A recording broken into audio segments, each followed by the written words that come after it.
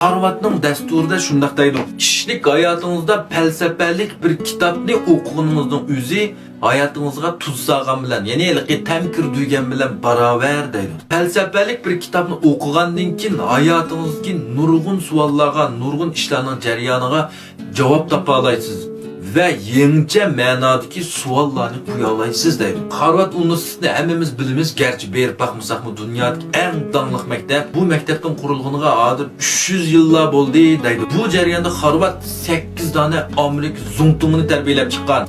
Nobel mukofoti sohibidan 40 netisi, yani dunyoviy milliarder baylardan 60 netisi Oscar mukofotiga erishgan, ham dunyodagi dangliq kashfiyotchi, korxonchi, olim bo'lganlardan nurg'unlari mana Harvarddan chiqqan. Shuning uchun Harvard nihoyat dangliq, nihoyat parlaq. Xafu Joshun Harvardning oila tarbiyasi degan bu kitob, men bayaq dedim, Harvardning dasturi.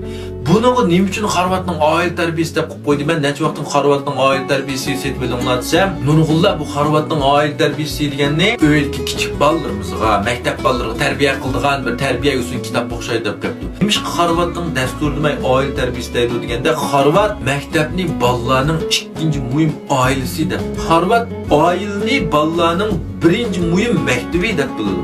Shuning uchun butkul maktab bolalarningki kelgan maktab emas, yeni bir oilasi. Buna bu kitapning ismiga Harvardning oila tarbiyasi deb ism qo'yilgan. Demakki bu kitap hergizmelik bolalar aniqil, ma'niqilma deydigan bir tarbiya emas. Bosh Harvardning o'zi tajriba to'plagan dunyodagi eng qaltis tafakkur, eng ilg'or falsafa, tajriba xarakterlik qaltis bir kitap. Bu kitapning asli bahsi 59 koy, ostki seri qaruvda faqat 29 koy. Kiraz chiqib qolsa 10 koy qaytilib qoldi yoki qaytilmaydi.